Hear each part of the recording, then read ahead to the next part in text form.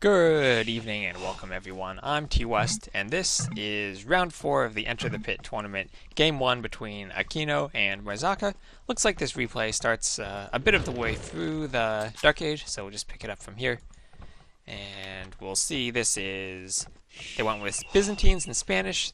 Game 1 is a hidden civ free pick, but you can't pick the Aztecs, and in Game 2 they will swap civilizations. So AkeNo, up here in the green, went with the Byzantines, and Murzaca, down here in the blue, went with the Spanish. So we'll see what type of builds these players go for. Let's take a look at their maps. So we'll start with Murzaca. See, he still hasn't found his sheep out here. That's not good for him. Looks like he just ran past them, one tile away. Now he's saying, "You stole my sheep." Just missing them. Alright, so we have the main gold in the back. Useless wall here, but main gold in the back is good for him. Main stone and secondary stone, though, they are pretty forward. Those could be harassed, and both of his secondary golds are forward. He does, however, have an extra gold in his back pocket. That'll be nice for him.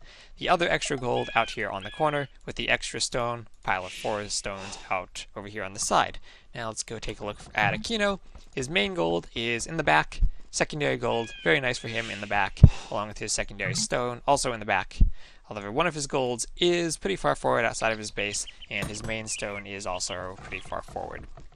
Now, if we look at the relics, AkeNo has one in his base and another one inside of his wall, whereas Murzaca has one out on the side, probably a bit closer to him, and the other 2 relics out here right in front of his base. So we'll see what the players go for. These deer pretty far out in front of Murzaca's base. He's just now going to lure them in with his scout. But Spanish player not taking any stone, so it looks like we're not going to see a castle from him yet. Concentrating on gold, so either maybe he'll look just a boom, or maybe he'll be trying to go with monks, because Spanish do have very good monks as well. Now, AkeNo going up with a market and a blacksmith. He went up on 28 population, so a bit more efficient in his Dark Age, even though he went up with more villages. He was able to get up first. Now, doing double bit axe because he is floating a bit of extra food, and clicking up to castle right away. While Murzaca, now that he's in feudal, building a market, and I guess he'll go with a blacksmith. Yep, market and blacksmith. Maybe he could have built the blacksmith here to not wall that off, but it looks like he still wants to push in more deer.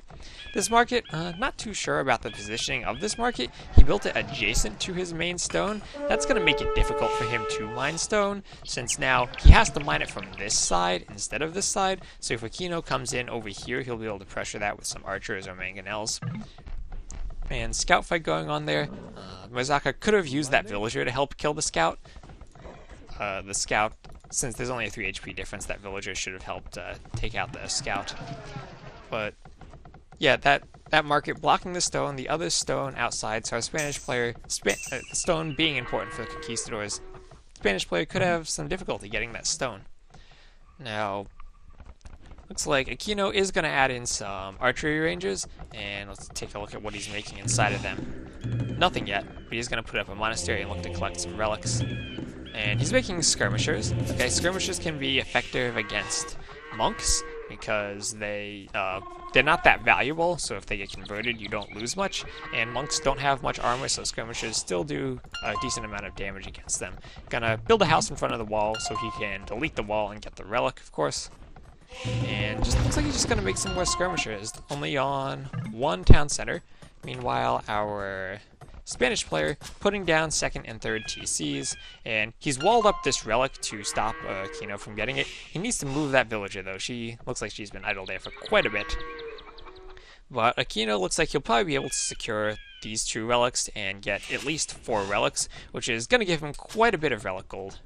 And Murzaca now going down with a 4th TC as well, looking to get quite big and boom. Villager without loom needs to attack the wolf, and she just gets away with 4 HP. And I heard another villager go down somewhere. Ah, there we go. There's that idle villager on that palisade wall. Murzaca loses it to AkeNo's scout. Still doesn't have bloom. It's good they save the gold, but villagers are gonna die if he leaves them idle like that. Now 4 TCs. AkeNo is ahead in villagers, but that shouldn't last for long as he's just now putting down his second TC, and we'll see if he goes for a third. But Murzaca didn't need to delete the scout there. He probably could have used it to kill the monk. He doesn't have sanctity yet, so it only has 30 HP, and scouts have very high conversion resistance, so if you use them against monks, monks are very unlikely to get the conversion. Now AkeNo coming up with his third TC. Murzaca, though, is starting to open up a lead in villager numbers. And has he scouted that gold? He has scouted that gold. And let's see, AkeNo scouting. Hasn't scouted that stone, unfortunately, just outside of his line of sight. Hopefully he now realizes that there's something back there, though, and that he should go scout it. Might have a bit of trouble deleting the wall behind the TC. You need to remember to delete those two pieces of wall so that you can build farms around your TC. Otherwise, the TC might block it and make it so that you can't actually click on the one piece of wall you need to delete. But AkeNo gonna build some more houses back here. Looks like he's just gonna boom up. Byzantines do get a cheaper cost of the Imperial Age advancing, so he can click up pretty soon. Let's see, he does have a monastery, so he just needs one more building. And let's see. Yep, looks like Murzaca is losing another villager to a wolf, and maybe AkeNo brought that scout in. That's probably why he said something. But now AkeNo gonna come forward with the siege workshop, and we'll see if he looks to get aggressive. AkeNo just doing loom and wheelbarrow right now.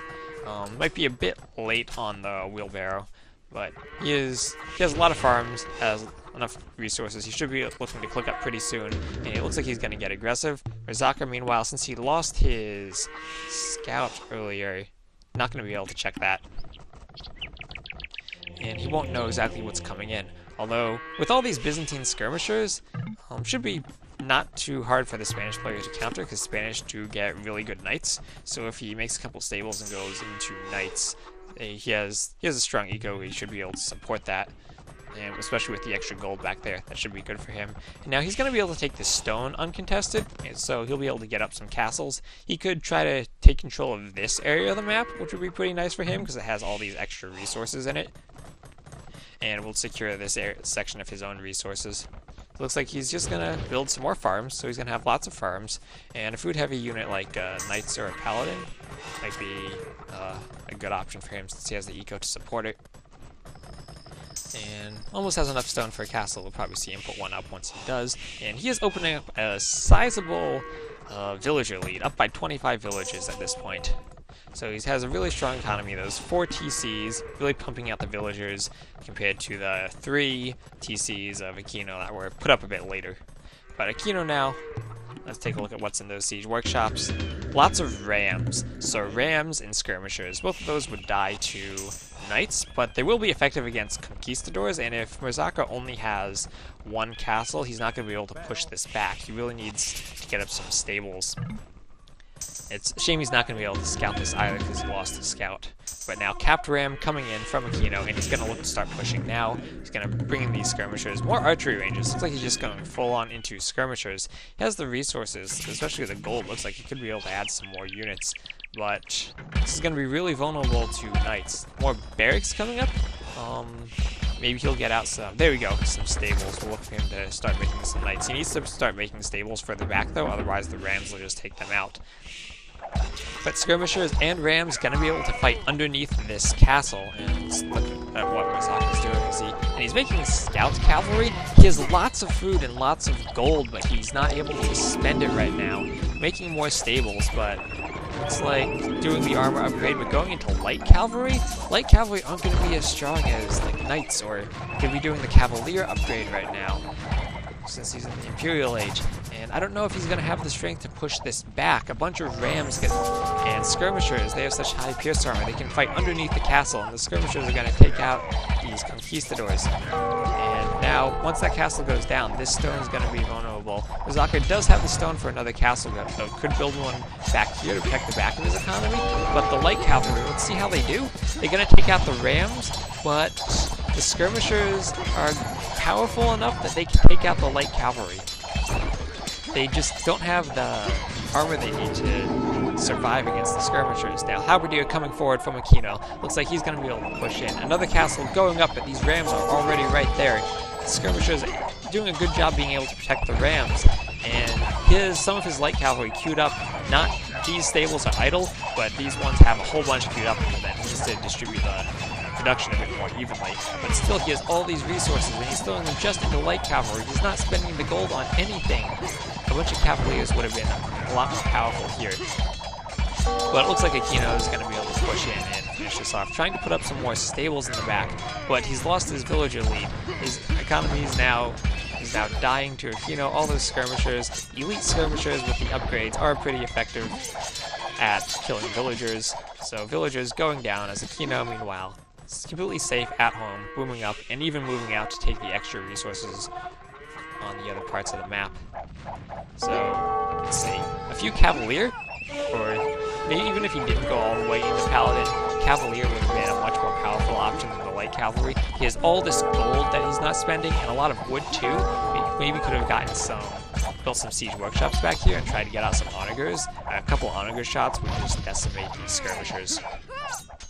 But more halberdier coming in, trying to put up this defensive castle, but the Halbs might even deny it. They need to attack these two villagers. Looks like AkeNo isn't paying attention there, so that castle will go up, but it doesn't look like Murzaca has the forces he needs to push this back.